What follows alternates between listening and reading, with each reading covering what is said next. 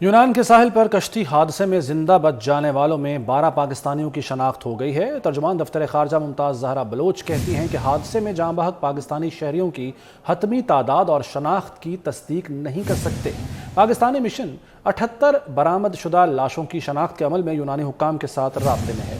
ممتاز زہرا بلوچ کا کہنا ہے کہ شناخت کے لیے صرف والدین اور بچوں کے ساتھ ڈی این اے میچنگ کی جائے گی، اس لیے تصدیق شدہ ڈی این اے رپورٹس اور شناختی دستاویزات یونان میں پاکستانی سفارت خانے کو ای میل کی جائیں۔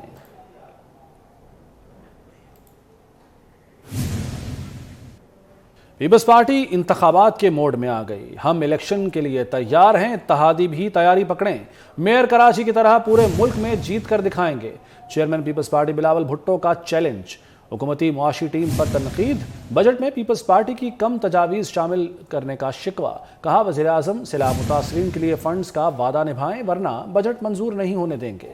سوات جلسے میں چیئرمین پیپلز پارٹی کی سابق حکومت پر بھی شدید تنقید، کہا سلیکٹڈ جاتے جاتے دہشت گردوں کو واپس لے آیا، امن قائم کرنے کے لیے کسی بھی دہشت گرد کے سامنے نہیں جھکیں گے، 9 مئی کے ذمہ داروں کو نشان عبرت بنائیں گے۔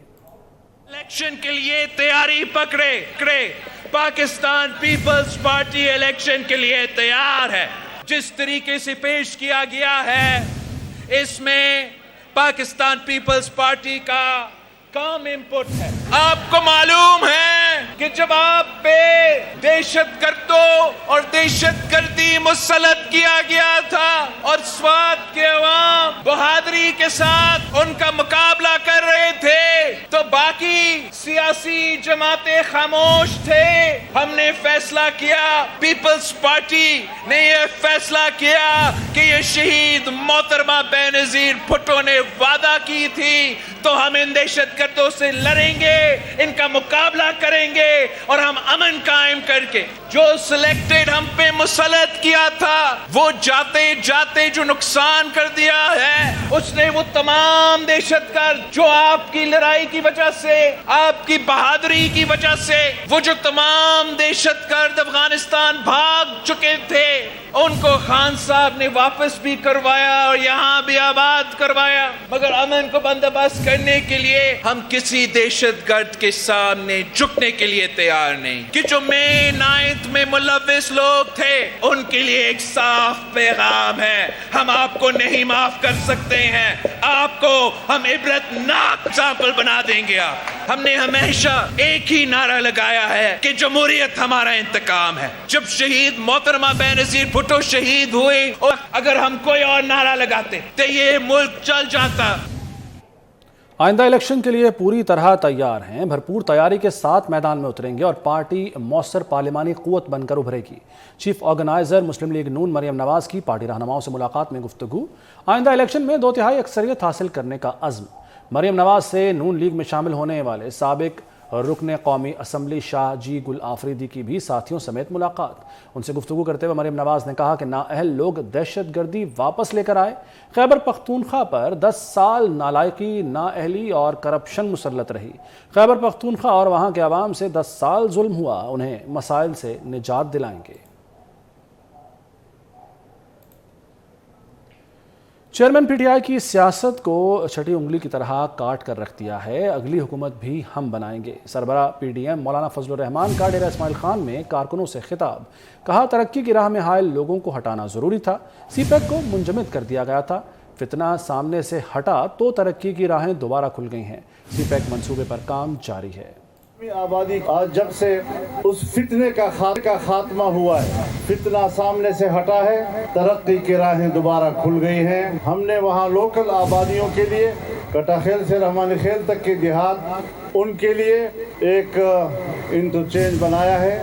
سی پیک جب کام ہو رہا تھا تو آپ کی یہاں مقامی آبادی کے لیے جو سڑک تھی وہ بڑی متاثر ہوئی، ٹوٹ پھوٹ گئی۔ آج ہم رحمانی خیل سے لے کر گلوٹ اس سڑک کو دوبارہ پختہ کرنے کا اعلان کر رہے ہیں۔ جو کچھ 9 مئی کو ہوا اس کی بنیاد 2014 میں رکھی گئی تھی۔ ایک شخص نے اداروں کو دھمکیاں دی اور ان پر حملے کیے۔ وزیر داخلہ رانا ثناء اللہ کا کہنا ہے کہ ماضی میں کبھی کسی نے حساس تنصیبات پر حملے نہیں کیے، ہماری قیادت اور کارکنوں کو بدترین انتقامی سیاست کا نشانہ بنایا گیا۔ مسلم لیگ نون کے گزشتہ دور میں دہشت گردی اور لوڈ شیڈنگ کا خاتمہ کیا گیا، ہم نے ملک کو ڈیفالٹ ہونے سے بچایا۔ انہوں نے 9 مئی کو وہی کیا.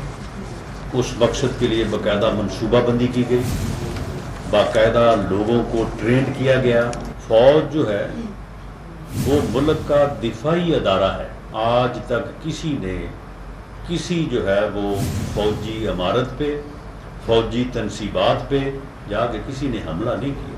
کیا اگلے 4 سالوں میں دہشت گردی کے اوپر قابو نہیں پایا گیا؟ دہشت گردی کے اوپر ایسا قابو پایا گیا, ایک فورس CTD بنائی گئی پنجاب میں جو ہے وہ دہشت گردی کو انہوں نے کنٹرول کیا ہوا ہے. 4 سالوں میں دہشت گردی کے ساتھ ساتھ لوڈ شیڈنگ کا خاتمہ جو ہے وہ ایسا ہوا کہ آج بھی جو بجلی پیدا کرنے کی کیپیسٹی ہے وہ آپ کی جتنی ضرورت ہے کہ برابر نہیں, اس سے کچھ زیادہ ہے. کراچی بھٹو کا ہے اور بھٹو کا ہی رہے گا. بلدیاتی الیکشن کے بائیکاٹ کا فیصلہ MQM کا اپنا تھا. ہم تو ہاتھ جوڑتے رہے کہ الیکشن لڑیں.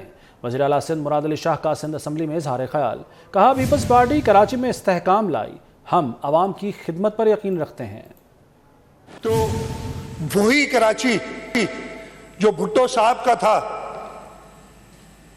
اور اسی وقت نعرہ بھی لگایا تھا نا, میں نے کل بھی سنا تھا آپ کا, اسی وقت نعرہ لگا تھا یہ شہر کراچی بھٹو کا. اب یہ شہر کراچی بھٹو کا ہے اور انشاءاللہ تعالیٰ رہے گا.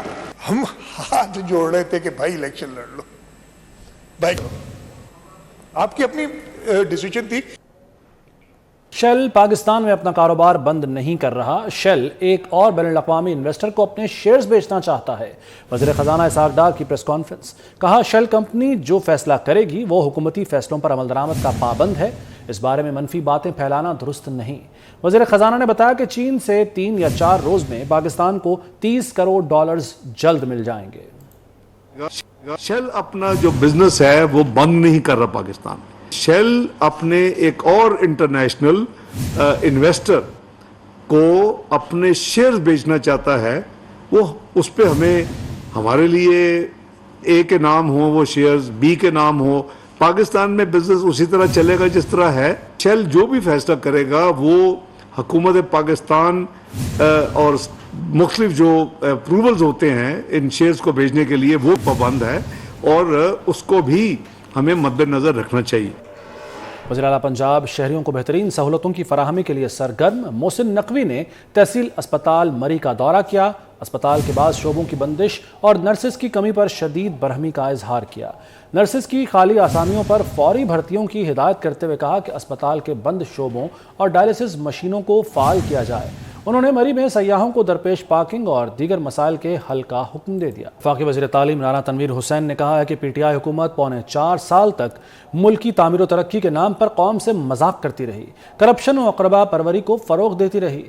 فیروز والا میں جلسے سے خطاب میں کہا کہ مسلم لیگ نون کی حکومت ملک کی تعمیر و ترقی اور عوام کی فلاح و بہبود پر یقین رکھتی ہے. 2017 میں ترقی کے دور کو سازش کے تحت بریک لگائی گئی. مسلم لیگ نون اور اس کی اتحادی حکومت نے مشکل ترین معاشی حالات کے باوجود ترقی اور عوامی فلاح کا سفر دوبارہ شروع کیا.